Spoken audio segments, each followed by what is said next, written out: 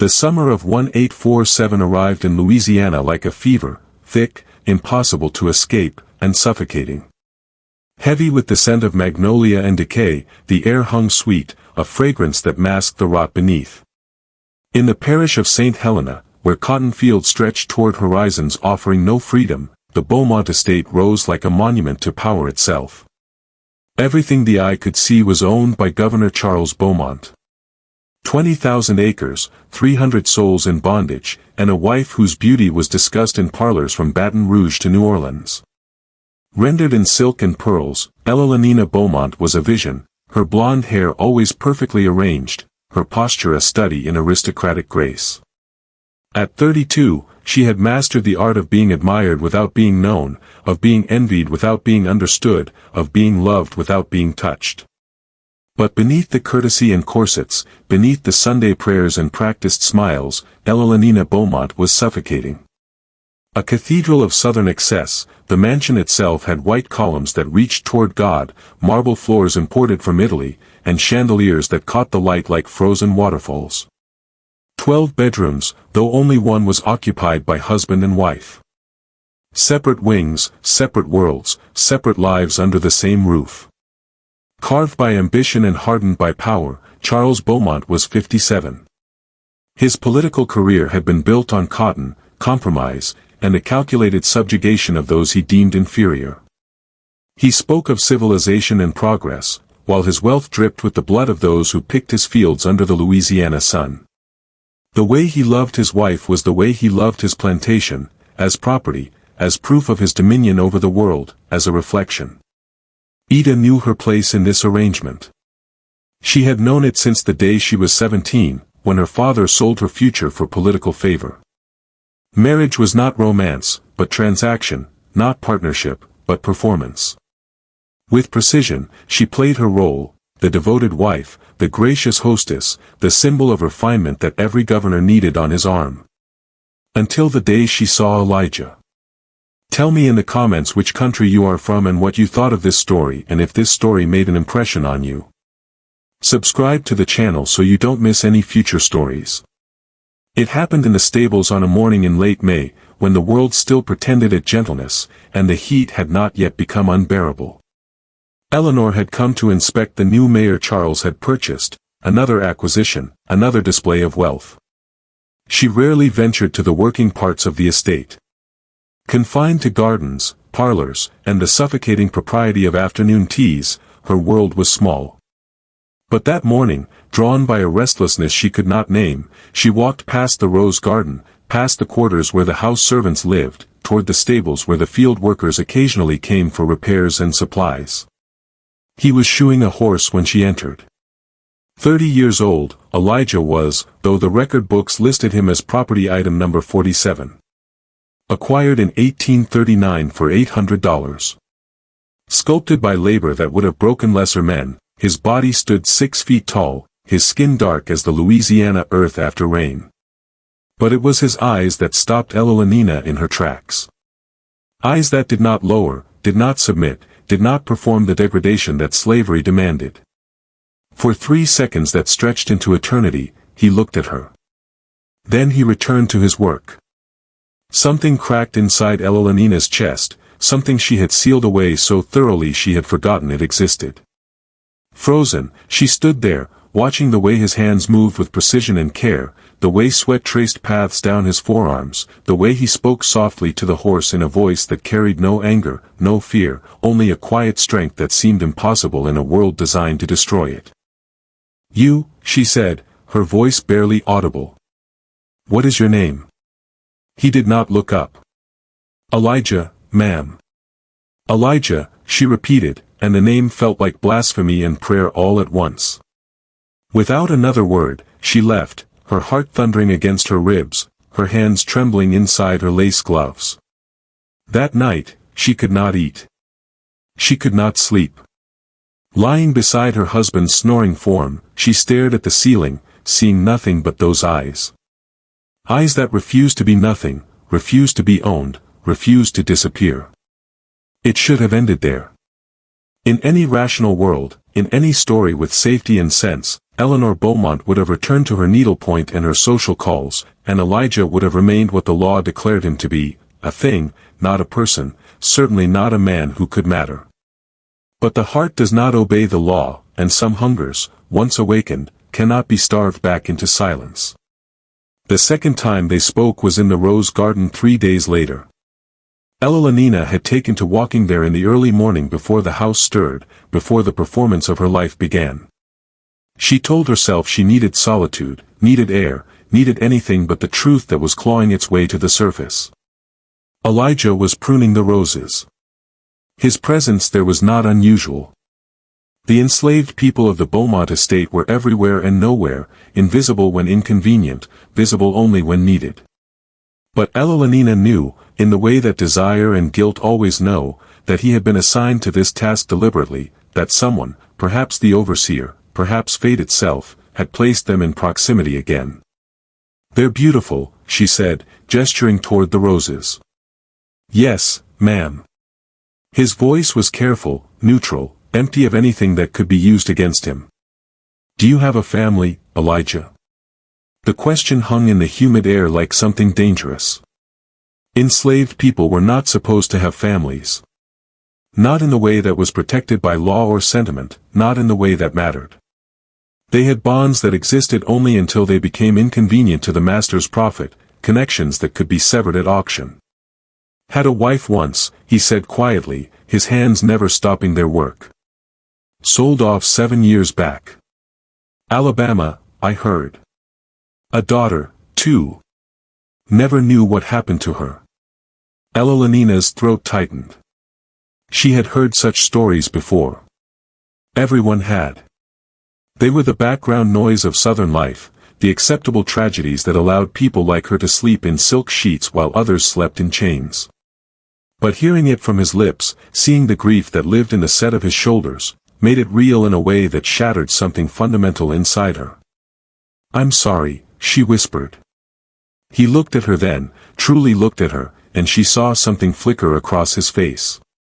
Not hope, which would have been foolish, not trust, which would have been impossible, but recognition, perhaps, the acknowledgement that she had spoken to him as if his pain was not just the natural order of things, as if his loss mattered, as if he were human. "Sorrow don't change nothing, ma'am," he said. "But I thank you for it anyway." She wanted to say more. She wanted to rage against the injustice, to promise things she had no power to deliver, to somehow erase the chasm of cruelty that stood between them. But the words died in her throat, because what could she say that would not be obscene in its inadequacy? Instead, she did something far more dangerous. She came back the next morning and the morning after that. At first, they barely spoke. Elalina would walk among the roses while Elijah tended them, the silence between them heavy with things that could not be said. But gradually, carefully, words began to emerge. Small exchanges that meant nothing and everything. She asked about the roses, and he taught her their names, their needs, the patience required to make beauty bloom in hostile soil.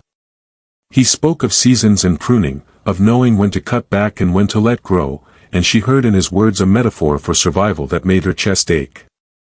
She told him about books she had read, about the suffocating emptiness of a life lived entirely for appearance, about the world beyond Louisiana that she would never see. She did not tell him she was lonely. That would have been too honest, too naked. But he heard it anyway in the pauses between her words, in the way her voice softened when she forgot to perform. The house servants noticed first. They always did. Enslaved people survived by paying attention, by reading the subtleties that white folks thought were invisible. They saw Eleanor Beaumont rising before dawn, saw her walking to the rose garden with increasing frequency, saw the way she lingered when Elijah was there, and left quickly when he was not. The cook, Mama Seraphine, who had served the Beaumont family for 34 years, watched with eyes that had seen too much to be surprised by anything. She said nothing, but she began leaving biscuits wrapped in cloth near the garden gate. A small kindness, a silent warning, a prayer against the storm she knew was coming. Because everyone knew what happened when white women looked at black men with anything other than contempt or indifference. Everyone knew the stories of accusations and lynchings, of bodies found swinging from trees, of communities destroyed because someone smiled too warmly or stood too close. But Elalina and Elijah were not smiling. They were drowning separately and together in something neither of them had permission to feel. By the end of June, they were talking about things that mattered. She told him about her marriage, not in complaint, which would have been unseemly, but in careful confession, the loneliness, the sense of being a decoration rather than a person, the slow suffocation of living a life chosen by others. He told her about freedom, not as a place, but as a feeling he remembered from childhood before he had been sold for the first time at age 8. The memory of his mother's voice, the taste of food he had grown himself, the brief shining moments when he had belonged to himself. They never touched, not once. They maintained the physical distance that law and custom demanded, but in every other way they were reaching toward each other across an abyss that was supposed to be uncrossable. And in the mansion, Governor Charles Beaumont began to notice that his wife was smiling again. He did not know why, and that made him uneasy. A man of his position understood power, control, the careful maintenance of order. A happy wife was desirable, but a wife with secrets was dangerous. He began to watch, and in the slave quarters, people began to pray. July arrived with a vengeance that seemed almost biblical. Like God's own judgment, the sun pressed down on Louisiana, turning the air into something visible, something that had to be pushed through with effort. The cotton fields shimmered with heat waves, and the enslaved workers moved through them like ghosts, their bodies mechanical with exhaustion, their minds fled to whatever interior spaces still belonged to them alone. Inside the Beaumont mansion, Elalina felt the heat in a different way, as fever, as madness, as the physical manifestation of what was growing inside her chest. She had stopped pretending, at least to herself, that her morning walks were about roses or fresh air or any of the acceptable reasons a woman of her station might leave her bed before dawn. She went to see him. That was the truth. Simple, terrible, undeniable. Elijah had been reassigned to work closer to the main house. The overseer, a man named Thaddeus Cole, whose cruelty was legendary, even by the standards of an institution built on cruelty, had made the change without explanation. Some of the other enslaved people whispered that Cole suspected something, that he was positioning Elijah where he could be watched more carefully. Others thought it was coincidence, the random reshuffling of human property that happened constantly on plantations. But Mama Seraphine knew better. She had seen the way Governor Beaumont's eyes had begun to track his wife's movements, had heard him asking casual questions about Eleanor's habits, her routines, her unexplained cheerfulness. The governor was not a fool. He was a predator, patient and calculating, and he had caught the scent of something wrong. "Child," Seraphine said to Elalina one morning, catching her in the hallway before she could slip outside. "You playing with fire that going to burn more than just you?" Elalina stopped, her hand on the doorframe. "I don't know what you mean." "Yes, you do." The old woman's voice was not unkind, but it carried the weight of someone who had watched this story before, who knew how it ended. "I seen the way you look when you come back from the morning walks. I seen the way that man look when you pass by. And I'm telling you now, ain't nothing good going to come from this." "We've done nothing wrong," Elalina said, and heard the desperation in her own voice. "Don't matter what you done or ain't done. Matters what it look like. Matters what the governor going to think when he find out. And he will find out, Miss Eleanor. He always do." Elalina met the old woman's eyes and saw genuine fear there. Not for Elalina's reputation or marriage, but for Elijah's life. That was what transgression meant in this world. For her, it might mean scandal, divorce, social exile. For him, it meant rope and fire, and a death so brutal it would be used as a warning for generations. "I'll be careful," Elalina whispered. "Careful ain't enough," Seraphine replied. "You need to stop now before it's too late." But it was already too late, and both women knew it. That afternoon, Eleanor found Elijah in the workshed behind the stables, repairing a broken wagon wheel. The space was dim and close, smelling of wood shavings and oil, and for the first time since their encounters began, they were truly alone. No garden paths where servants might pass, no open spaces visible from the house. "You shouldn't be here," Elijah said without looking up, his hand steady on the spoke he was fitting into place. "I know they watching now. Cole been asking questions. Where I go, what I do, who I talk to." "I know," Elanina repeated, and this time her voice broke slightly. Elijah set down his tools and finally looked at her. In the shadowed interior of the work shed, his face was half hidden, but his eyes caught what little light filtered through the cracks in the walls. "Then why you here?" She could not answer. How could she explain that she had spent 15 years of marriage feeling like a china doll in a glass case, beautiful and brittle and utterly lifeless, until 3 months ago when a man who was not supposed to be a man had looked at her like she was real? How could she articulate that for the first time in her adult life she felt seen, heard, known, not as an ornament or a duty, but as a person with thoughts and desires and a soul that was starving? "Because I can't stay away," she said finally, and the honesty of it hung between them like something sacred and profane all at once. Elijah was quiet for a long moment. Then he spoke, his voice low and careful.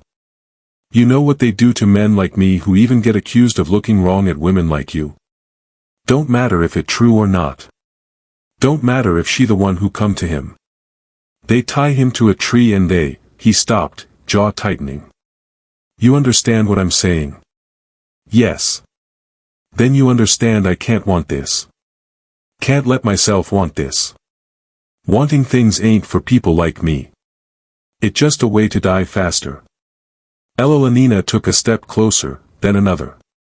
She was trembling from fear or desire or the collision of both. She could not tell. "What if I wanted enough for both of us?" "That ain't how the world work, Miss Elanina. My name is Elanina. Just Elanina. When we're alone, please don't call me Miss anything. Let me be just a woman. Just once. Just here." Something shifted in his expression. A crack in the armor of survival that enslaved people wore like a second skin. "You asking me to forget everything that keep me alive. Everything I learned since I was old enough to understand that my life don't belong to me. I'm asking you to remember that you're human. That I'm human. That this," she gestured between them, "this feeling, whatever it is, it's real. It matters. Even if the world says it doesn't, even if the world says we don't." Elijah looked at her for a long time, and she saw the war playing out across his face, between self-preservation and the desperate human need to be seen, to be valued, to matter to someone in a world that had spent his entire life telling him he was nothing. Finally, he spoke. "My daughter's name was Grace. I think about her every day. Wonder if she remember me. Wonder if she alive. Wonder if she growing up thinking her daddy just left her. Didn't fight for her. Didn't love her enough to," his voice caught. "I couldn't save her. Couldn't save my wife. Couldn't save myself. I wake up every morning in chains I can't see, but I feel in every breath I take. And you standing here asking me to feel something, to want something, to be something other than what they made me. You know how much that hurt." Elanina felt tears streaming down her face. "I'm sorry. God, I'm sorry. I should never have, I didn't say stop." The words fell between them like a match into kindling.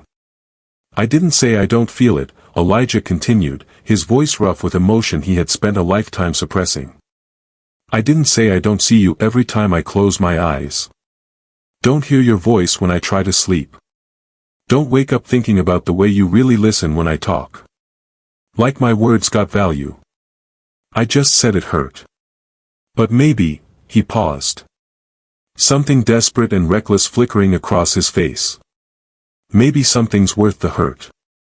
Elanina closed the distance between them, her hands reaching for his before she could stop herself. His hands were rough with calluses, marked by labor and violence and a lifetime of being used as a tool. Hers were soft, pampered, decorated with rings that cost more than a human life in the economy that had created them both. When their fingers intertwined, it felt like revolution and damnation all at once. They stood like that for minutes that felt like hours, not speaking, barely breathing, just holding on to each other across a divide that was supposed to be absolute. Evelina could feel his pulse through his palm. Could feel the tremor in his hands that matched the trembling in her own. "This is madness," she whispered. "Yes. They'll kill you if they find out. Yes. I can't protect you. I have no power. I'm just—" "You ain't just anything," Elijah interrupted, and his voice carried a fierceness that made her look up into his eyes. "You a person who see me as a person. In this whole damn world, that more rare than gold. That more precious than freedom itself sometimes, to be seen. Really seen. You know how long it been since I felt that?" "Then see me too," Elena said. "Please see me. Not the governor's wife. Not the proper lady. Not the thing I have to be for everyone else. Just me. The person I was before they told me who I had to become." "I see you, Evelina," he said, and hearing her name from his lips, just her name without title or distance, felt like being baptized into something new and terrifying. "I've been seeing you since that first day in the stables, seeing the loneliness you carry like I carry mine, seeing the cage you in, even though yours got silk bars instead of iron, seeing the way you hungry for something real, something that ain't performance or duty or living for other people's expectations." "What are we doing?" Evelina asked, and she was not sure if she meant in this moment or in the larger arc of what they had set in motion. "I don't know," Elijah admitted. "But I know I'm tired of surviving without living. Tired of being dead inside just to stay alive outside.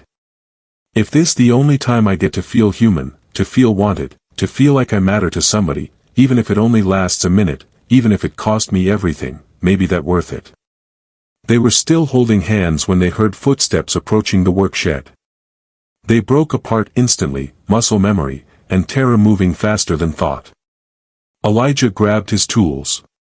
Evelina smoothed her dress, and by the time Thaddeus Cole appeared in the doorway, they were 6 feet apart, a perfectly proper distance between mistress and slave, nothing to see but a woman who had wandered into the wrong building, and a man focused entirely on his work. But Cole was not a fool. His eyes moved between them with the calculating assessment of a man who made his living reading guilt and fear. He was 43, lean and weathered, with a face that seemed to have been carved from something harder than flesh. He carried a whip coiled at his belt, more as symbol than tool. Everyone knew what he was capable of, and most days the threat was enough. "Afternoon, Mrs. Beaumont," he said, his voice carrying a false politeness that somehow made his words more menacing. "Can I help you find something?"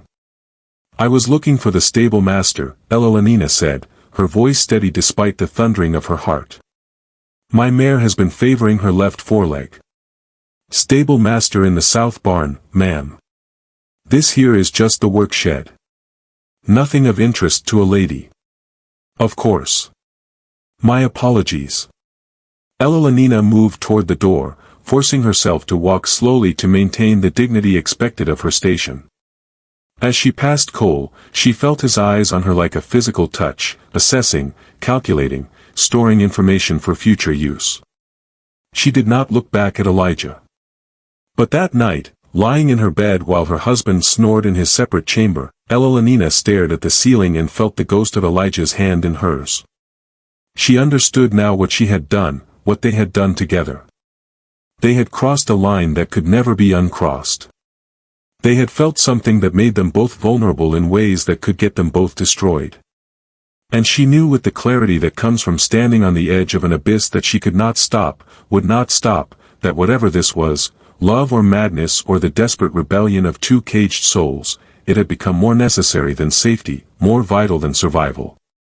In the slave quarters, Elijah lay on his pallet and touched his palm where her hand had been, trying to memorize the feeling before the world took it away. He knew what was coming. He had always known. Men like him did not get happy endings. They got nooses and fire and their names used as warnings.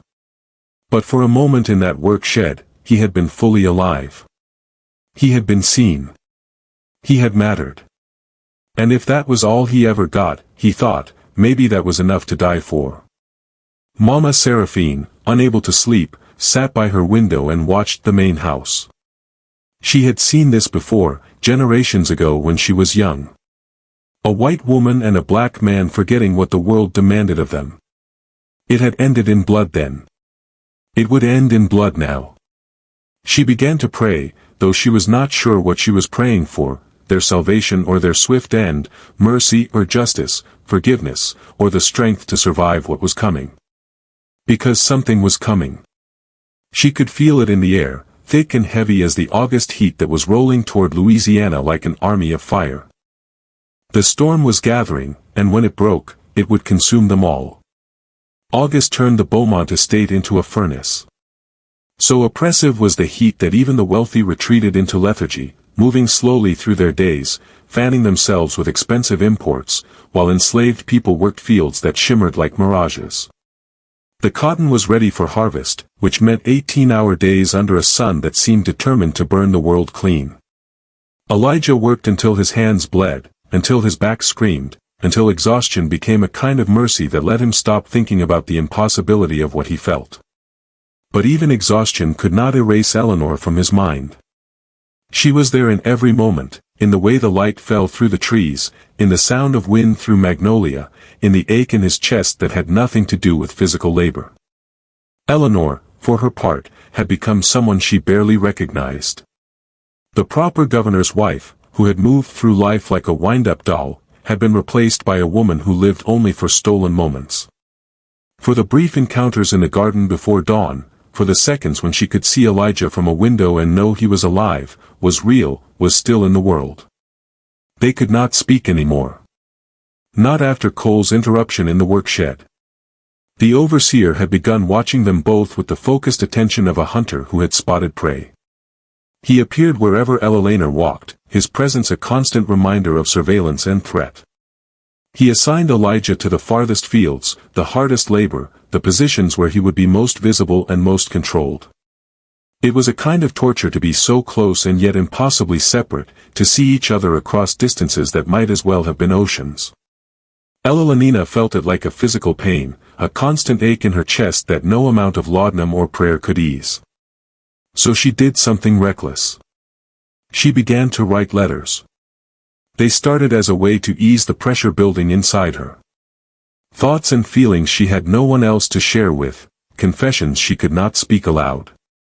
She wrote late at night in her private sitting room by candlelight, her hand moving across paper in loops and curves that felt like prayers or spells or the mapping of forbidden territory. She wrote about her childhood, about the girl she had been before her father sold her future for political advancement.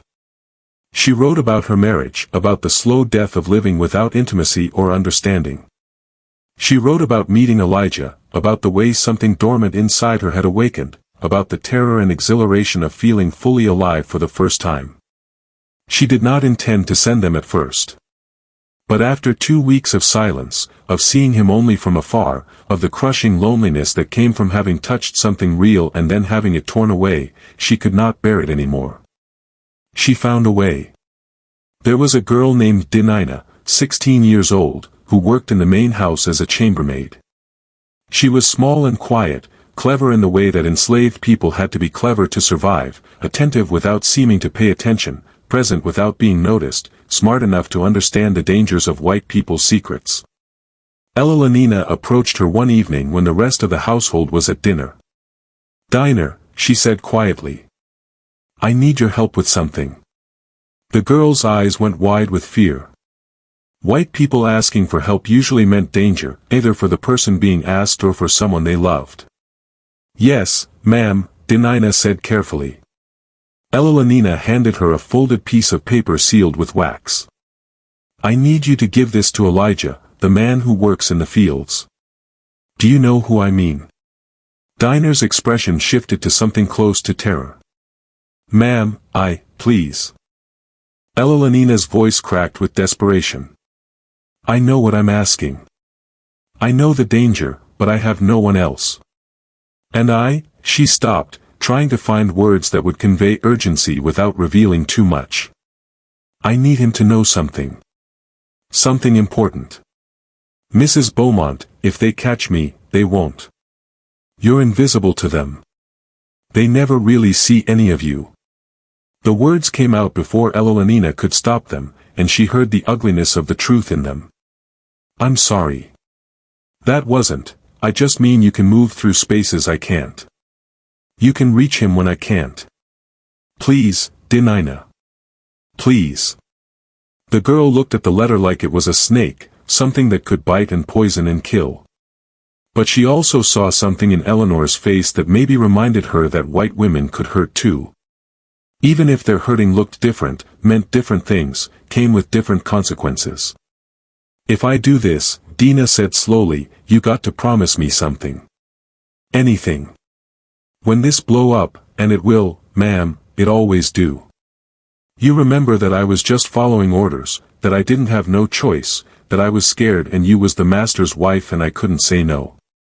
The words were a gut punch of reality. Eleanor understood what Dina was really saying. When this ends badly, I need you to protect me. I need you to lie for me. I need you to remember that I have no power here. That I'm as trapped as you, but with far less protection. I promise, Eloanina said. I'll protect you no matter what happens. Dinah took the letter and tucked it into her apron, already planning how to reach Elijah without being seen, calculating the risks like a general planning a military campaign. Because that was what survival looked like for people who had no rights, no protection, no margin for error. That night, during the brief window between dinner service and bed, when the enslaved workers of the main house had a few minutes that almost resembled their own, Dinah slipped out to the quarters where the field workers slept. She found Elijah sitting outside his cabin, too hot to sleep inside, staring at nothing with the exhausted thousand-yard gaze of someone who had spent the day being worked like machinery. Got something for you, Dina whispered, pressing the letter into his hand. From the big house. She didn't say Eloanina's name. Names had power. Names could be testimony. Elijah looked at the sealed paper in his hand like it was both treasure and bomb. Who else know about this? Just me, and I'm trying real hard to forget I know. Smart girl. No such thing as a smart slave, Dinah replied with bitter wisdom beyond her years. Just lucky ones and dead ones. Try to stay lucky. She disappeared back toward the main house, leaving Elijah alone with the letter and the knowledge that opening it would change everything. He waited until everyone else was asleep. Then, by the light of a carefully shielded candle, he broke the wax seal and read Eloanina's handwriting for the first time. Elijah, I do not know if this will reach you. I do not know if you will want to read it if it does, but I have to try because the silence is unbearable and I need you to know things I cannot say aloud. I was dead before I met you. I know that sounds melodramatic, but it's true. I moved through my life like a ghost, performing a role, saying lines someone else had written, existing entirely for other people's benefit. I had forgotten what it felt like to want something, to need something, to feel anything beyond obligation and fear. And then I saw you, and something woke up inside me that I didn't even know had been sleeping. I know this is impossible. I know what the world says about people like us reaching for each other. I know the danger, God, I know the danger.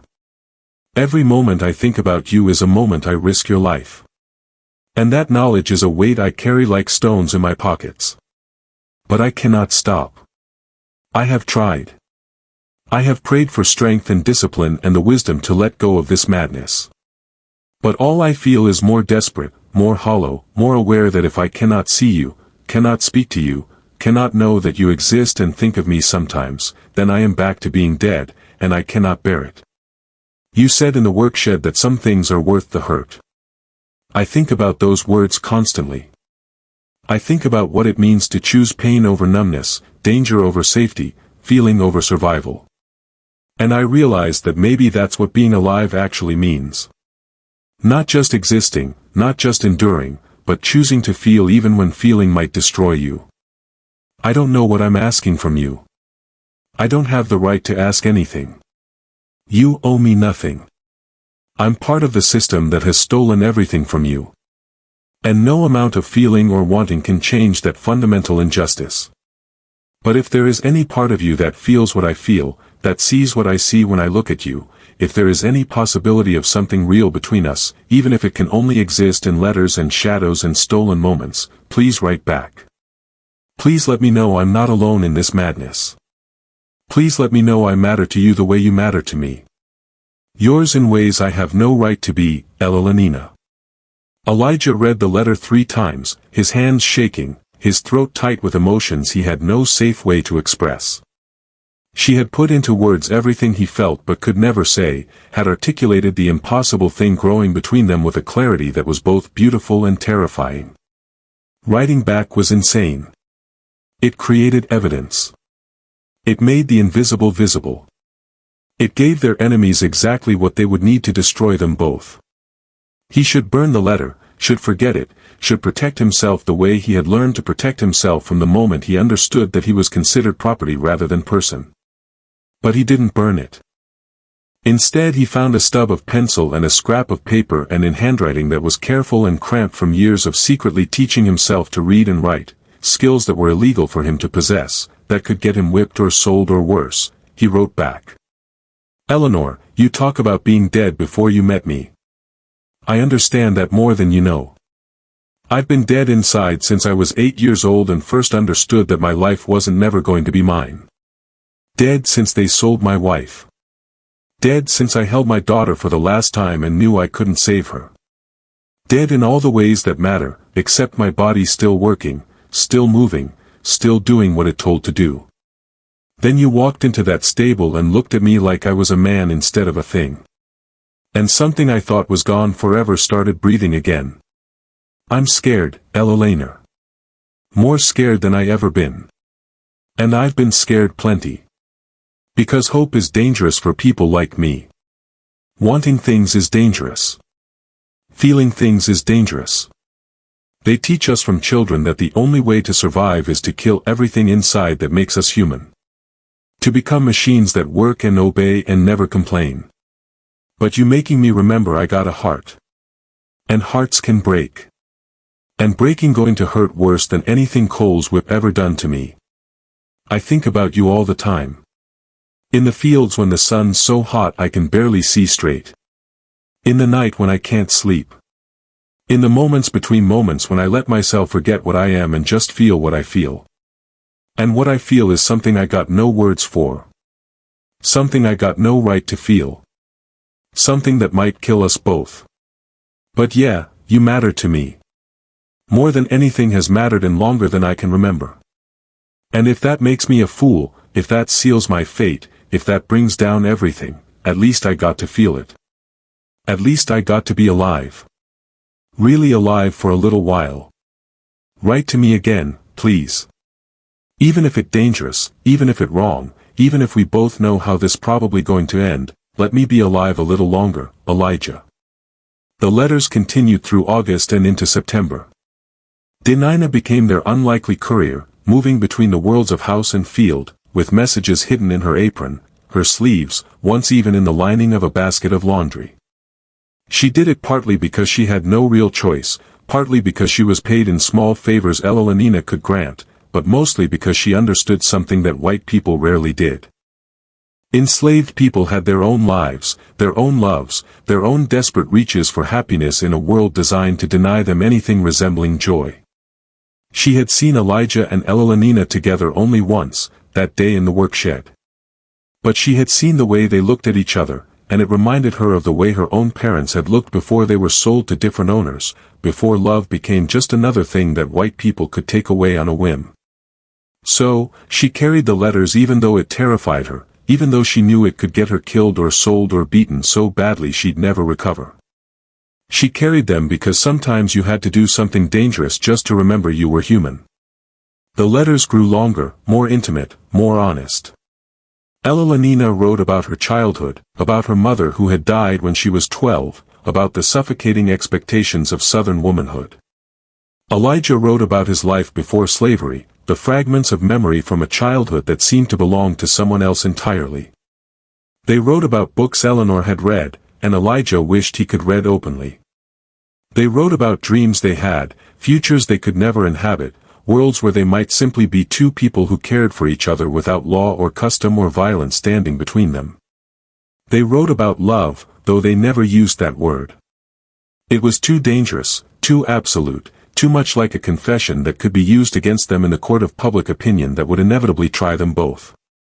But it was there in every line, in every carefully chosen word, in every letter that said, "I see you.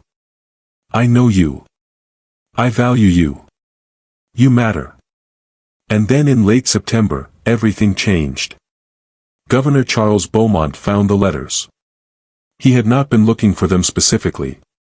He had been searching Elolanina's private chambers for something else, her jewelry box specifically, because he needed to borrow a valuable necklace as a gift for a political ally's wife. Eleanor was out calling on neighbors, and he had taken the opportunity to enter her rooms, something he rarely did. They maintained separate lives, separate spaces, a marriage of convenience and appearance rather than intimacy. But when he opened the drawer of her writing desk to search for the jewelry box key, he found instead a folded piece of paper. Curious, Elolanina was usually meticulously organized, and random papers were unlike her. He opened it and read the first letter Elijah had written back to his wife. For a long moment, Charles Beaumont stood absolutely still, the letter in his hand, his face showing nothing. He had built a political career on controlling his expressions, on never revealing what he was thinking or feeling until it served his purposes to do so. But inside, behind the carefully maintained mask, something cold and terrible began to unfold. He read the letter again.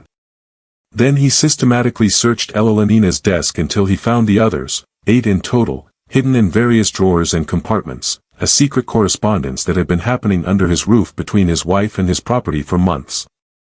He read them all. Every word, every confession, every expression of feeling that should not exist, could not be tolerated, represented a violation so fundamental it shook the very foundations of the order he had spent his life upholding.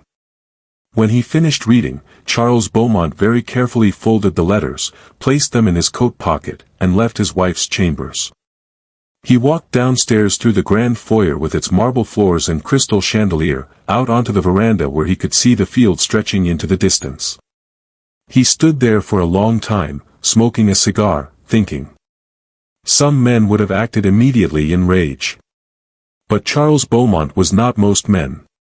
He was a politician, a strategist, someone who understood that revenge served cold was revenge served effectively. He would not rush. He would not be impulsive. He would plan this carefully, would orchestrate it perfectly.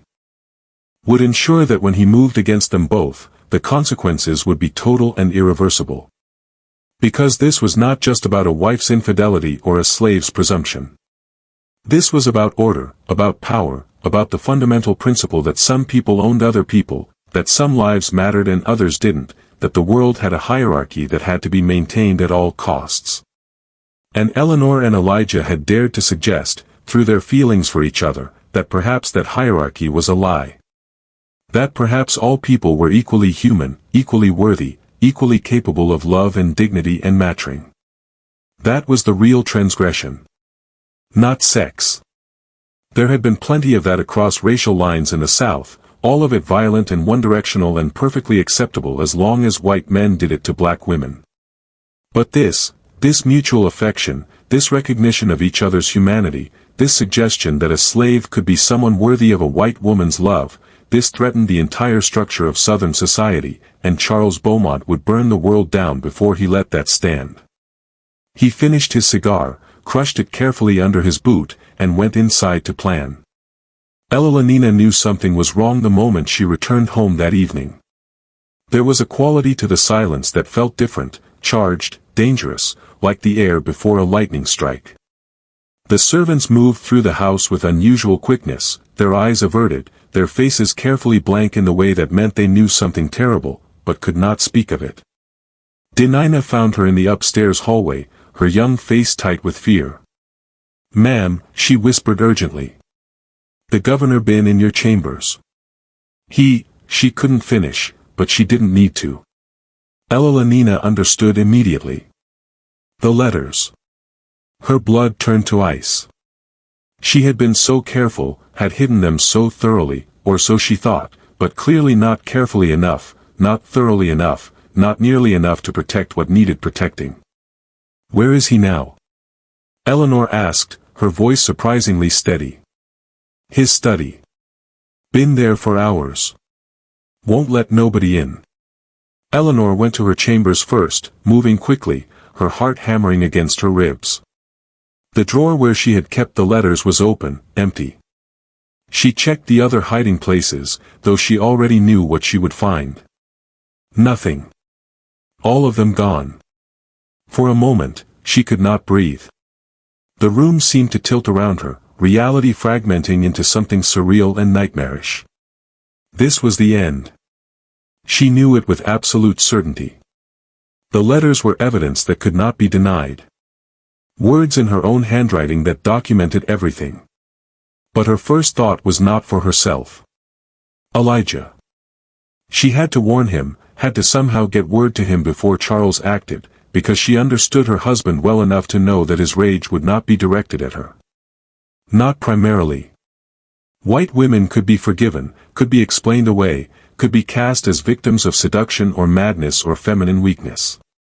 But a black man who had dared to reach above his station, who had dared to feel affection for a white woman, who had dared to write words that suggested he saw himself as human and equal, there was no forgiveness for that. Only death. She found Dinah again. You have to warn him, Elenina said urgently, gripping the girl's thin shoulders. You have to tell Elijah to run. Tonight, now, before it's too late. Ma'am, Dinah said, tears streaming down her face. Cole and 3 other men already went to get him. The governor sent them an hour ago. Eleanor felt the floor drop out from under her. No. No, God. No. She ran down the stairs, through the house, out into the humid September evening, her dress tangling around her legs, her carefully arranged hair coming loose, propriety abandoned entirely. She ran toward the slave quarters, toward the place where they would have taken Elijah, toward whatever horror was about to unfold.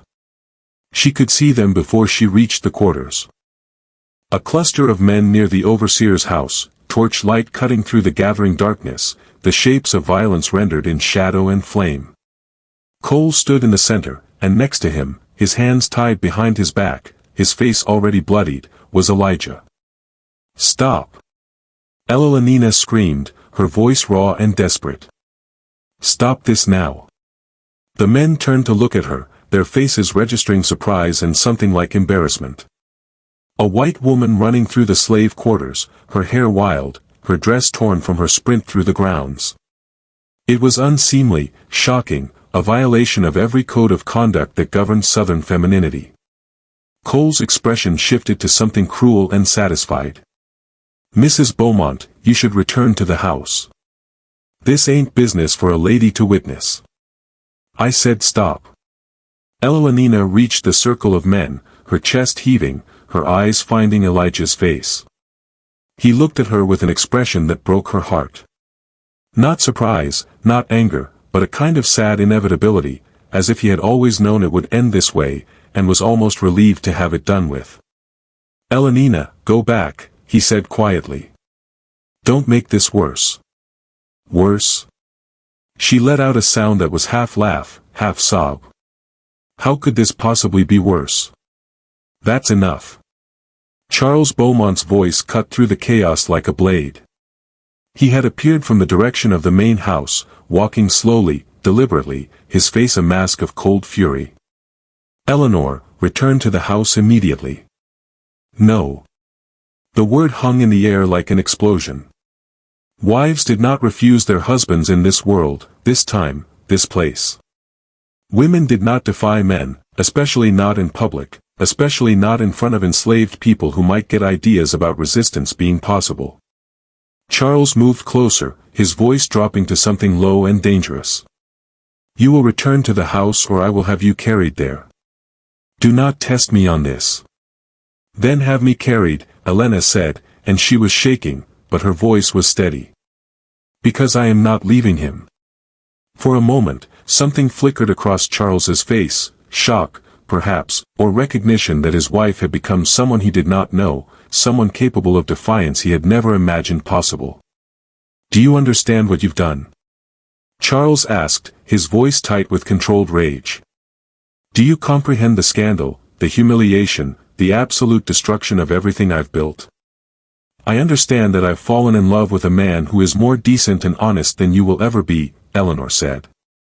And once the words were out, she felt a strange lightness, as if confession was its own kind of freedom. "I understand that I have spent 15 years of my life being your decoration, your proof of civilization, your pretty possession. And I understand that for the first time, I have felt like an actual human being instead of an ornament on your shelf." Charles's hand moved so fast she barely saw it coming. The slap knocked her sideways, stars exploding across her vision, the taste of blood sudden and bright in her mouth. She heard Elijah make a sound of rage and saw him lunge forward before 3 men grabbed him, holding him back, their hands brutal and efficient. "Don't you touch her!" Elijah shouted, fighting against the men who held him. And for a moment, the mask of careful submission fell away entirely, revealing the man underneath, the one who had been forced to hide his intelligence, his strength, his capacity for love and rage and everything human that slavery tried to strip away. "You see," Charles said to the assembled men, his voice carrying a terrible satisfaction. "You see the presumption, the absolute audacity. This animal thinks he has the right to defend a white woman. Thinks he has the right to feel anything but gratitude for his station. This is what happens when they are allowed to forget their place." "He has done nothing wrong," Elalina said, pushing herself upright, ignoring the pain radiating through her skull. "We wrote letters. We spoke. She stopped, understanding suddenly that any explanation she gave would only make things worse. There was no defense that would save Elijah, no argument that would penetrate the fortress of rage and wounded pride her husband had erected. "You wrote letters," Charles repeated, pulling the folded papers from his pocket. "Yes, I've read them. Every word. Love letters, between my wife and my property, between a woman of the highest social standing and a field slave who cannot even legally be taught to read and write." He turned to Elijah, his face cold. "Though apparently you taught yourself, didn't you? Another crime, another presumption, another example of why strict discipline is necessary." "If you hurt him," Elalina said, her voice trembling, "I will never forgive you. I will leave you. I will make sure every person of consequence from here to New Orleans knows exactly what kind of man you are." Charles laughed, and the sound was genuinely amused. "Leave me? With what resources, what money, what protection? You are my wife, Elalina. Legally, you are my property almost as much as he is. You can threaten all you like, but we both know you have no power here. You have never had power. You have only had my permission to pretend you did." The truth of it struck her like another blow. He was right. In the eyes of the law, in the structure of society, she had no independent existence. She was Mrs. Charles Beaumont, extension of her husband, possession of her father before him. She could not own property, could not enter contracts, could not even leave her marriage without her husband's permission. She had no legal standing, no financial resources, no power beyond what men chose to grant her. She had always known this abstractly, but facing it now, seeing how completely trapped she was, understanding that all her privilege meant nothing when it came to actual autonomy, it was devastating. "So here is what will happen," Charles continued, his voice taking on the quality of a judge pronouncing sentence. "You, Eleanor, will be sent to your sister's house in Charleston. You will remain there for 6 months while we allow the scandal to die down. We will tell people you have had a nervous collapse, that you require rest and medical attention. People will gossip, but they will believe it. Because what else could explain such madness? When you return, you will be a model wife, obedient, silent, properly grateful for my mercy in not divorcing you and destroying what little reputation you have left." He turned to Elijah. "As for you, you have committed multiple crimes, teaching yourself to read and write, corresponding with your master's wife, attempting to be what you can never be. The punishment for such presumption is usually death. But I have something more fitting in mind. Evelina felt her stomach drop. Death would have been terrible, but at least it would have been quick. The way Charles said, more fitting, suggested something far worse. I am selling you, Charles said, watching Elijah's face for reaction. Tomorrow morning, to a cotton plantation in Mississippi, the Hicks operation. I believe you've heard of it. Even in the torchlight, Eleanor could see Elijah's face go pale. Everyone had heard of the Hicks plantation. It was a death sentence disguised as a sale. The average life expectancy for an enslaved person there was 3 years. The work was so brutal, the conditions so horrific, that it was considered punishment worse than execution. You cannot, Evelina whispered. Charles, please, I am begging you. I can and I will. He will be worked to death in that hell hole, but slowly, painfully, with years to contemplate his presumption and the consequences of forgetting his place. And you, my dear wife, will spend the rest of your life knowing that your selfishness, your inability to control your base emotions, led directly to his destruction. No. Evelina lunged toward Charles, but Cole grabbed her, his hands rough on her arms. You are a monster. A complete monster. He is innocent. We have done nothing but write letters, but feel things we cannot help feeling. Innocence and guilt are not measured by your feelings, Charles said coldly. They are measured by the order of things, by the laws of God and man that separate the civilized from the savage, the master from the slave. You have violated that order. You both have. An order must be restored, no matter the cost. He gestured to Cole. Take him to the holding cell. Make sure he's ready for transport at dawn. As for Mrs. Beaumont, he looked at Evelina with something that might have been pity if it had been mixed with any warmth at all. Take her to her chambers and lock the door. Post guards. She is to speak to no one until her carriage departs for Charleston tomorrow afternoon. I hate you, Evelina said, the words flat and absolute. For the rest of my life, no matter how many years I have left, I will hate you with every breath I take. I can live with that, Charles replied, as long as you do so quietly and without further scandal. They dragged Elijah away, and he did not fight. What would have been the point? Fighting would only have given them an excuse to beat him worse, to add more punishment to the hell he was already sentenced to endure. As they pulled him past Evelina, their eyes met for one last moment. I'm sorry, she mouthed, tears streaming down her face. He shook his head slightly, as if to say there was nothing to apologize for. As if he would do it all again, as if the brief time of being seen and valued was worth any price they would make him pay. Then he was gone, swallowed by the darkness, and Eleanor was being dragged back toward the mansion, her sobs echoing through the humid night air. In her chambers, locked in and guarded, Evelina collapsed to the floor and wept until she had no tears left. She had destroyed him. Her feelings, her selfishness, her inability to accept the prison of her life. She had sentenced him to death, not quick death, but the slow, grinding horror of working himself to nothing in the Mississippi heat. She had loved him, and love had become destruction. Around midnight, she heard sounds outside, movement, shouting, the chaos of something happening. She ran to her window and saw flames. The slave quarters were on fire. Not the main buildings, but smaller structures, storage sheds, the holding cell where they would have been keeping Elijah. Flames climbed into the night sky, turning everything orange and red and terrible. Evelina watched, her hands pressed against the glass, and understood that someone had decided freedom through fire was better than slow death in Mississippi. Whether it was Elijah himself or other enslaved people who had decided to help him, she would never know. But she prayed with an intensity that surprised her, given how little she had believed in God for years, that he had made it out, that he was running through the darkness toward something better, that maybe somehow he would survive. The fire was contained within an hour. The main house was never in danger. But in the chaos and smoke and confusion, one thing became clear. Elijah was gone. They found the holding cell empty, the lock broken from the outside. No trace of him anywhere on the grounds.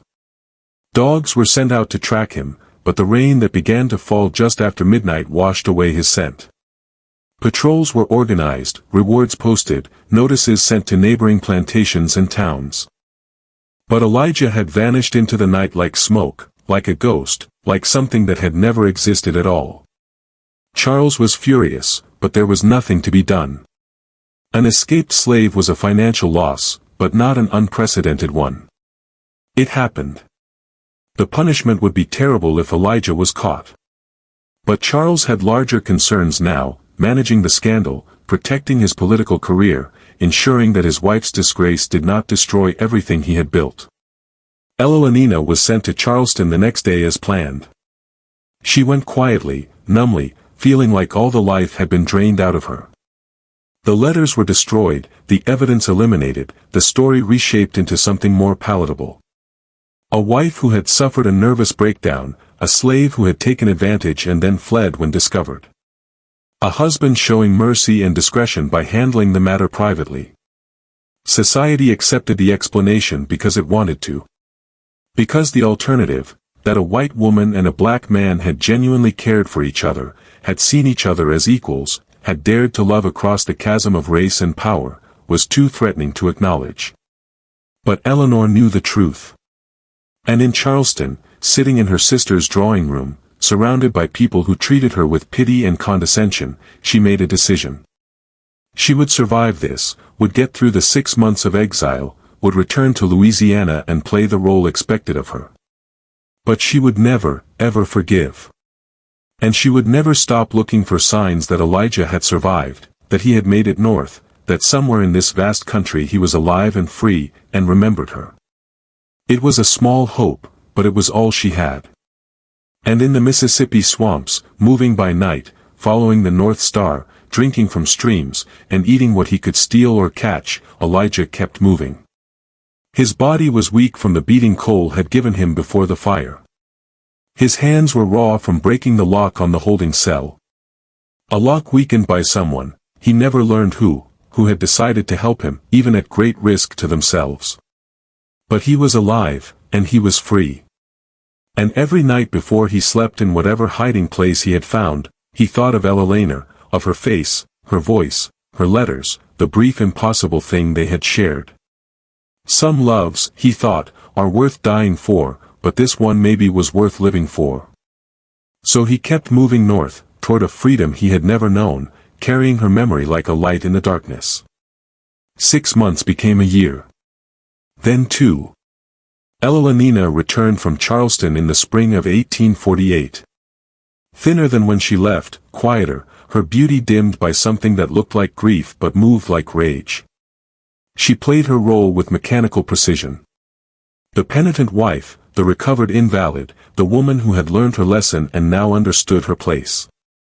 Charles accepted her back because divorce would have been more scandalous than reconciliation. They resumed their separate lives under the same roof, barely speaking, meeting only when social obligation demanded the performance of marriage. At night, Elalina lay in her bed and stared at the ceiling, feeling like a ghost haunting her own life. There was no word of Elijah. He had not been caught, which meant either he had made it north or he had died somewhere along the way, and his body had never been found. Elalina preferred to believe the former. She had to believe it because the alternative was unbearable. The Beaumont estate continued as it always had. Cotton was planted and harvested. Enslaved people worked and suffered and died and were replaced. Charles's political career advanced. The world turned according to its cruel logic, and nothing changed except that Elalina now understood exactly how much she despised that world and everything it represented. She began doing small things, acts of quiet rebellion that no one would notice or care about. She taught several of the house servants to read in secret, hiding books in her chambers, conducting lessons behind locked doors. She arranged for extra food to be sent to the quarters, for medicine when people fell ill, for small kindnesses that could not undo the massive injustice, but might ease individual suffering. Dinina became her ally in these efforts. The girl who had carried the letters had grown into a woman of 20, sharper and more cautious than ever, but still willing to risk herself for tiny moments of defiance against the system that owned her. "You think he made it north?" Dinina asked one day in late 1849, while they were sorting through Elolenina's wardrobe, ostensibly organizing, but really just finding private time to talk. "I have to believe he did," Elolenina said. "I have to believe all of it meant something." "Maybe it did," Dina replied quietly.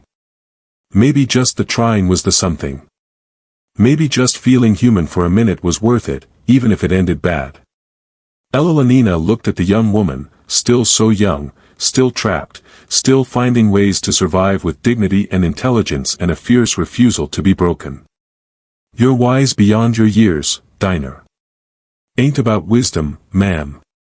It's about what you got to tell yourself to make it through the day." The years continued to pass. 1850, 1851. The country was tearing itself apart over slavery, though people pretended otherwise. The Compromise of 1850 papered over the divisions without resolving them. Tension crackled through the South. As more enslaved people ran north, as white abolitionists grew louder, as the economic system built on human bondage began to show its fractures, Charles became increasingly paranoid about slave rebellions, about the influence of Northern ideas, about maintaining control through ever harsher discipline. The overseer Cole was given free rein to terrorize the workforce. Punishments became more brutal. The quarters became a place of constant fear. Elolenina watched it all with horror and helplessness. She had no power to change anything. Her small acts of kindness were drops in an ocean of cruelty. She was complicit by her very existence in this house, on this plantation, in this system that ground human beings into nothing for profit. The guilt ate her, but so did the anger. And underneath both, a question kept surfacing. What would Elijah want her to do? If he was alive, if he had made it to freedom, if he thought of her at all, what would he want her legacy to be? In the winter of 1852, Elolenina made a decision. She began documenting everything, writing down the names of enslaved people on the plantation, their stories, their families, the injustices they suffered. She recorded Cole's atrocities in careful detail. She noted Charles's business dealings, his political corruption, the ways he maintained power through violence and fear. She did not know what she would do with this information. But she gathered it, organized it, hid it carefully in places no one would think to look. It was dangerous work. If Charles discovered it, if anyone discovered it, she would be punished, possibly institutionalized, certainly removed from the estate and any ability to help anyone. But she did it anyway because it was the only form of resistance available to her, the only way to honor what she and Elijah had shared, the only path toward making her life mean something beyond decorative suffering. Mama Seraphine noticed the change in Elolenina. The old woman was in her 60s now, her body bent by decades of labor, but her eyes still sharp, still seeing everything. "You walking a dangerous road, Miss Elolenina," she said one day, catching Elolenina alone in the kitchen garden. "I know. You think you're going to save people with your writing. You think words on paper going to change what this is? I think," Elena said slowly, "that someone needs to bear witness. Someone needs to say this happened. These people existed. These crimes were committed. Even if no one ever reads it, even if it changes nothing, someone needs to write it down." Seraphine studied her for a long moment. Then she nodded. "My grandbaby, the one they sold off last year, her name was Ruth. She was 12 years old. She could sing like an angel. I want you to write that down. I want you to make sure somebody remembers she existed, that she had a name, that she mattered." "I will," Elolenina promised. "I'll write about Ruth and about everyone else. I'll make sure they're remembered." It became a kind of mission. Enslaved people began coming to Elolenina with their stories, trusting her with their histories, their losses, the names of children stolen, spouses sold, parents killed. She wrote it all down, created a record of testimony that was both memorial and indictment. She knew it was dangerous for them as much as for her. Association with her could bring suspicion, could mark them as potential rebels or troublemakers, but they came anyway, driven by the human need to be remembered, to have their existence acknowledged, to matter to someone. Then, in the spring of 1853, something happened that changed everything. A letter arrived, not through normal channels, not addressed to Elalina officially, but slipped to Dinah by a traveling peddler who came through selling goods to the plantation. The peddler was a free black man from Pennsylvania, part of a network that moved information and occasionally people along secret routes. Dinah brought the letter to Elalina, her hands shaking. Elalina opened it with trembling fingers, her heart hammering so hard she could barely breathe. The handwriting was different, more confident, more practiced than it had been 5 years ago. But she knew it immediately. Elalina, I'm alive. I made it north. It took 2 years of hiding and running and nearly dying more times than I can count. But I'm in Canada now. I'm free. I shouldn't write to you. I know the danger. But I had to let you know I survived, that what we had wasn't just destroyed, that something good came from all that pain. I learned to read better here. Learned to write proper. Got a job working as a carpenter. Got a small room that belongs to me that nobody can take away. I wake up every morning and remember I'm not property anymore. And sometimes I can't believe it's real, but it is real. I'm real. I'm alive. And I think about you every day. I know you probably married still. I know you probably can't leave. Can't risk everything for something impossible. I'm not asking you to. I just wanted you to know that the choice we made, the risk we took, it wasn't for nothing. You gave me something to live for when I had forgotten how to want to live. You made me remember I was human. And now I'm free. And being free, being whole, being able to choose my own path, that's partly because of you, because you saw me when nobody else did, because you made me believe I was worth something. I don't know if you'll ever get this letter. I don't know if trying to reach you will just bring more trouble. But I had to try. Thank you, Elalina, for seeing me, for valuing me, for loving me when the world said it was impossible. Thank you for everything. Yours always, Elijah. Eleanor read the letter 3 times, tears streaming down her face, her whole body shaking with emotions she could barely name. Relief, joy, grief for all the lost time, rage at a world that had forced them apart, and something else. Something that felt like purpose crystallizing into action. She found Dinah. I need you to help me do something insane. Ma'am. I need to leave. I need to go north. I need to. Elalina stopped, suddenly aware of how it sounded. A white woman abandoning her life, her marriage, her entire world to chase a man she had not seen in 5 years. A relationship that had existed mostly in letters and stolen moments. But Dinah did not look shocked. She looked resigned, almost relieved. I've been wondering when you was going to decide this, the young woman said. I've been watching you get thinner and sadder and more angry every year. Figured eventually you'd have to choose between dying here or living somewhere else. I can't just leave, Elalina said, though even as she spoke the words, she was trying to figure out how she could do exactly that. I have no money of my own, no way to travel. No, you got jewelry, Dinah interrupted. You got things you could sell. And you got me.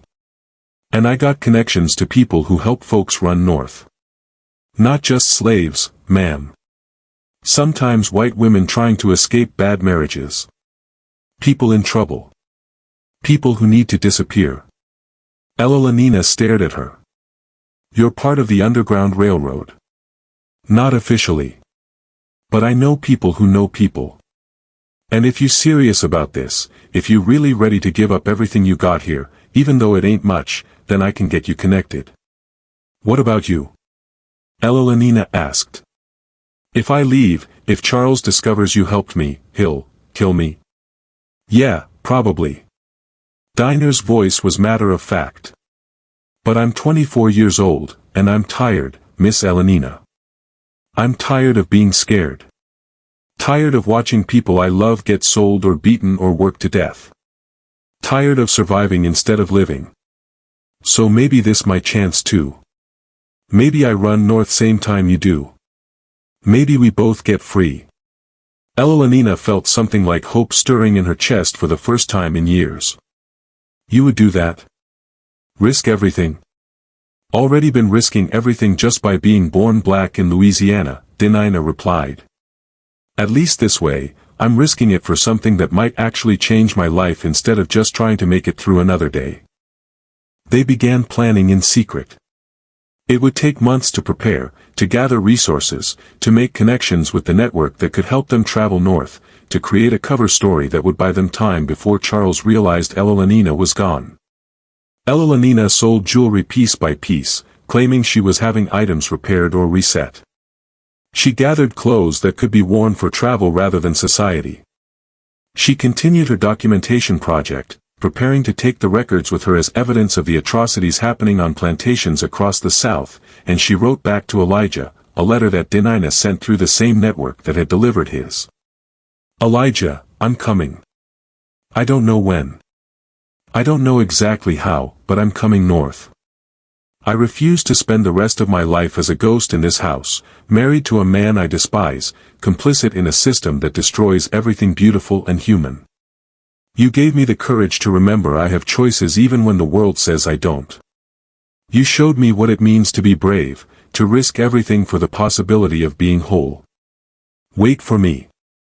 However long it takes, wait for me. I love you. I have always loved you, and I'm done pretending I don't, Evelina. The letter was sent in August 1853. Evelina began finalizing her plans for escape. But in September, disaster struck. Charles discovered her documentation project. Not by accident. He had been having her watched, had become suspicious of her behavior, her secret meetings with Denina, her odd questions about travel and routes north. He found the records hidden in her chambers, pages and pages of testimony, names, dates, descriptions of punishments and sales and atrocities.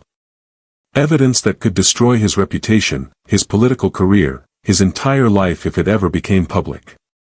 His rage was ice-cold and methodical. He did not confront Evelina immediately.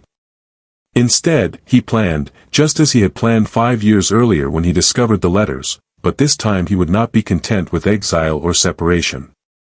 This time he would ensure that Evelina could never threaten him again, that her stories, her testimony, her dangerous ideas about equality and justice would die with her. On the night of October 15, 1853, Charles Beaumont set his plan in motion, and the world erupted in flames. The fire started just after midnight in the east wing of the mansion, in a storage room filled with old furniture and draperies, materials that would burn hot and fast. By the time the house servants realized what was happening, the flames had already climbed the walls and begun racing through the corridors like a living thing hungry for destruction. Ellen woke to smoke and shouting. For a moment, disoriented from sleep, she could not understand what was happening. Then she smelled it, acrid, choking, the unmistakable scent of fire consuming wood and fabric and everything in its path. She stumbled from her bed, reaching for a robe, her mind racing through calculations of escape routes and what she could grab before fleeing. But when she tried her chamber door, she found it locked from the outside. Terror flooded through her. She pounded on the door, screaming for help, but the noise of the fire drowned out her voice. Smoke was beginning to seep under the door. Wisps of gray that promised suffocation before the flames ever reached her. Charles had locked her in. The understanding hit her like physical blow. This was not accident. This was murder carefully orchestrated to look like tragedy. A terrible fire that claimed the governor's unstable wife. The poor woman who had never recovered from her nervous breakdown, who had become increasingly erratic and difficult. Such a shame. Such a loss. But these things happen. Evelina stopped pounding and forced herself to think. The door was solid, reinforced. She could not break through it. But there was a window. She ran to it, threw back the curtains, tried to open it, and found it too had been fastened shut. Likely earlier that day, when she had been out of her chambers, every exit blocked, every escape route sealed. Charles had planned this perfectly, but Eleanor Beaumont had not survived the last 6 years by accepting defeat gracefully. She grabbed a heavy candlestick and began smashing the window. Glass shattered, falling in glittering shards to the ground 2 stories below. Not a survivable jump, but better than burning alive. She was halfway through clearing the remaining glass from the frame when she heard the door to her chamber crash open. She spun around expecting Charles or perhaps Cole coming to ensure the job was finished. Instead, she saw Dina, her face streaked with soot, her eyes wild with fear and determination. Behind her, Mama Seraphine and 2 other enslaved women from the house. "Come on," Dina shouted. "No time. How did you?" "Broke the lock. Now move before this whole place come down." They ran through corridors rapidly filling with smoke. Flames had consumed the east wing entirely and were advancing on the central sections of the house. The heat was overwhelming, oppressive, making it hard to breathe or see clearly. Elalina could hear the groan of timber beginning to give way, the crack of beams failing under stress. They made it down the main staircase just as the chandelier fell.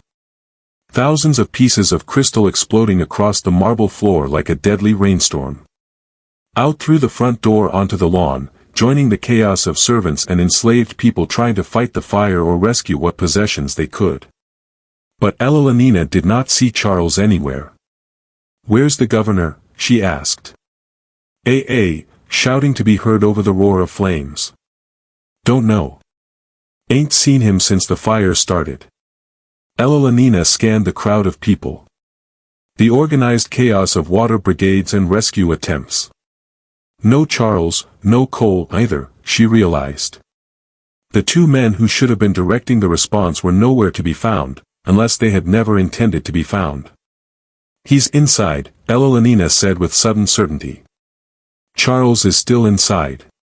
He set the fire, but something went wrong. He got trapped." "Good," Dina said flatly. "Let him burn." Delena looked at the young woman, saw the absolute absence of mercy in her face, and understood that Dina had earned the right to that coldness. They all had. Every person who had suffered under Charles Beaumont's dominion, who had been worked and beaten and degraded and dehumanized, they had earned the right to watch him die and feel nothing but relief. But Elalina found she could not. 15 years of marriage to a monster did not create love, but it did create something. History, familiarity, the complex tangle of feelings that comes from sharing a life, even when that life is poisonous. She despised Charles, hated him, wanted him to face justice for his crimes, but she could not stand here and watch him burn alive. "I have to try to find him," she said. "Miss Elalina, you can't," but Eleanor was already running back toward the mansion, ignoring Dina's shouts, ignoring the heat and smoke and danger. She pulled her robe up over her mouth and nose and plunged back into the burning building. The interior was hell rendered visible. Flames climbed the walls like demons ascending. Smoke made visibility almost zero. The heat was so intense that Elalina felt her skin beginning to blister just from proximity. She moved through rooms she had walked through thousands of times, now transformed into landscapes of nightmare. "Charles," she screamed. "Charles, where are you?" She found him in his study, the place where he had read her letters to Elijah 5 years ago, where he had planned his vengeance, where he had conducted the business of running a plantation built on human misery. He was on the floor, pinned under a fallen beam, his face gray with pain. When he saw Elalina, something like surprise crossed his expression. "You," he said, his voice barely audible. "You came back." "I'm an idiot," Elalina replied, moving toward him, assessing whether she could move the beam. It was massive, made of solid oak. Impossible for one person to lift alone. "Why did you do this, Charles? Why try to kill me? I was going to leave anyway. You would have been rid of me." "Evidence," he gasped. "Your records, your documentation. If you took them north, if you shared them with abolitionists, everything I built would be destroyed. My career, my reputation, everything.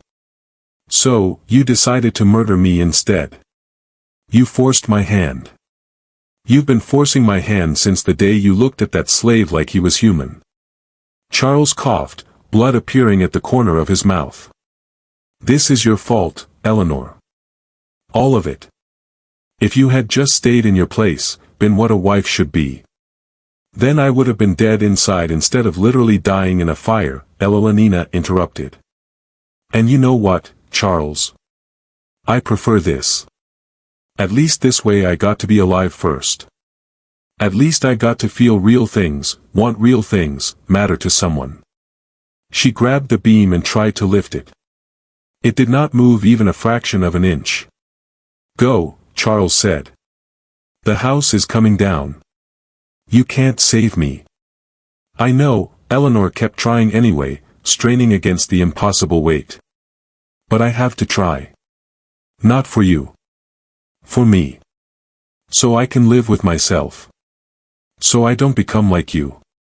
Idealistic and stupid, Charles said. But his voice had softened slightly. That was always your problem. No, Evelina replied. My problem was marrying you when I was 17 and didn't know better. Everything else, everything I did, everything I felt, everyone I loved. That was the solution, not the problem.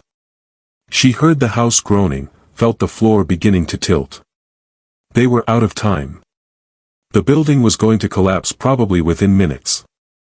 Evelina, Charles said, his voice urgent now, frightened. Go, please. I don't, he stopped, seemed to be deciding something. I don't want you to die. Not really. I was angry. I was, another cough. More blood. I'm sorry for what I did to you, for what I did to him, for all of it. Live. It was the first time in their 15 years of marriage that he had apologized for anything.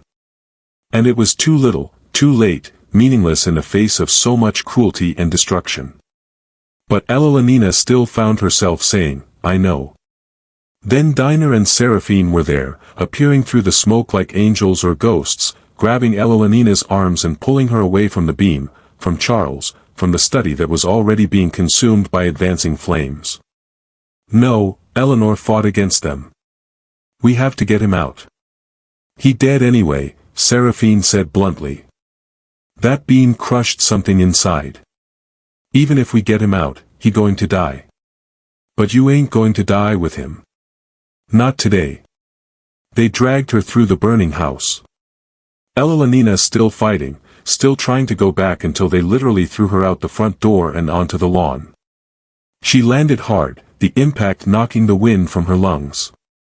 By the time she could breathe again, the center of the house had collapsed inward with a sound like the world ending.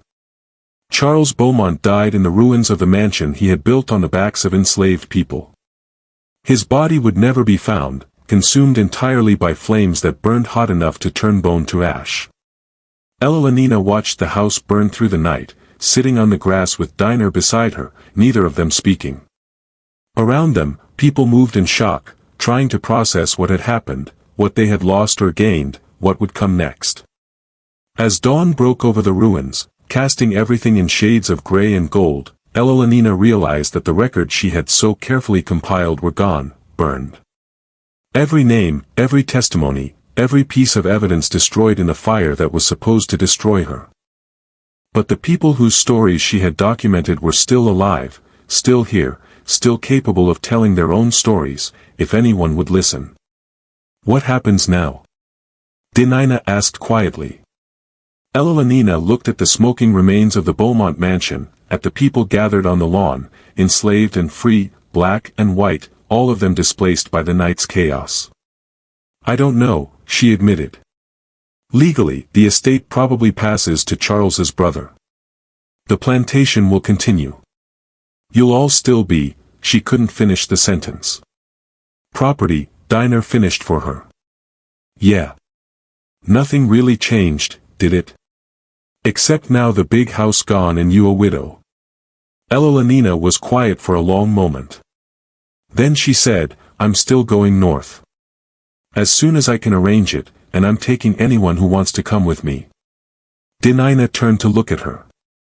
"You serious?" "Completely. Charles's brother will take weeks to arrive from Virginia. In that time, this place will be chaos. No clear authority, no organization, everyone trying to figure out what's next. That's our window. That's when we run. They'll come after us. Probably. But some of us might make it, and that's better than none of us trying." Eleanor met Diner's eyes. "I can't undo what I was born into. Can't change the system or fix the past. But I can refuse to participate anymore. I can use what resources I have, money, connections, the fact that I'm white and therefore invisible in ways you can't be, to help people escape. It's not enough. It's not even close to enough, but it's something." Dinina studied her face for a long time. Then she said, "Miss Evelina, you finally growing a spine. Took you long enough." Evelina laughed despite everything. A sound that was half sob, half genuine amusement. "Better late than never. We'll see about that." Over the next 3 weeks, Evelina orchestrated the largest escape the parish of St. Helena had ever seen. Using what was left of her jewelry and the chaos of the estate's transition, she arranged transportation for 17 enslaved people along underground railroad routes north. Some would make it all the way to Canada. Others would find freedom in northern states. Some would be caught and returned and punished terribly. But they would all have tried. Would all have chosen risk over certainty, hope over despair, the possibility of freedom over the guarantee of bondage. Evelina and Diner left together on a cold November morning, just as Charles's brother arrived to take possession of what remained of the Beaumont fortune. They traveled through networks of safe houses and sympathetic conductors, sometimes hidden in wagons under false floors, sometimes walking through forests at night, always moving north toward the promise of something better. It took 4 months to reach Canada. Eleanor found Elijah in a small town outside Toronto, working as a carpenter, living in a modest room that was his own, his face fuller than she remembered, his eyes carrying less grief and more something that looked almost like peace. When she appeared at his door in March of 1854, 6.5 years after he had escaped the Beaumont plantation, he stared at her like she was a ghost. "Evelina. I told you I was coming," she said. And then she was in his arms, both of them crying, holding each other with the desperate intensity of people who had crossed hell to reach this moment. They were married 3 weeks later, scandalizing the small free black community that had taken Elijah in, creating a household that defied every convention of the world they had escaped. Dinina found work as a seamstress, eventually married a formerly enslaved man from Kentucky and spent the rest of her life helping new escapees establish themselves in freedom. Evelina never returned to the South. She lived in Canada with Elijah for 34 years, bore 3 children who grew up free and educated and never knew chains. She wrote about her experiences, published accounts under a pseudonym that detailed the realities of slavery from the perspective of someone who had benefited from it and then chosen to abandon that benefit. She died in 1888 at age 73 in a house she and Elijah had built together, surrounded by children and grandchildren who carried the legacy of 2 people who had refused to accept the world's definitions of who they could be and what they could mean to each other. Elijah outlived her by 4 years. He spent those years finishing a project they had started together, a memorial garden where they planted a magnolia tree for every person they knew who had died enslaved.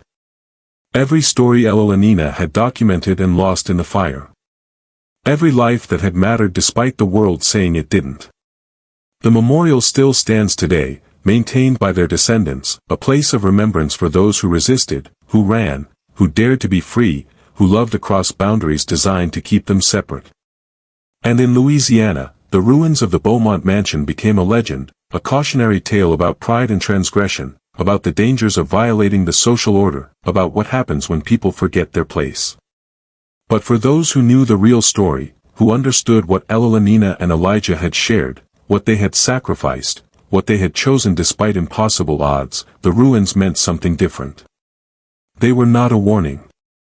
They were a monument to the truth that love is more powerful than law, that humanity is more fundamental than hierarchy, that some things are worth burning the whole world down to protect. The Beaumont dynasty ended in fire and scandal, as Charles had always feared. But Eleanor and Elijah's story, their defiant, impossible, beautiful story of survival in a world designed to destroy them both, was the greatest victory of all.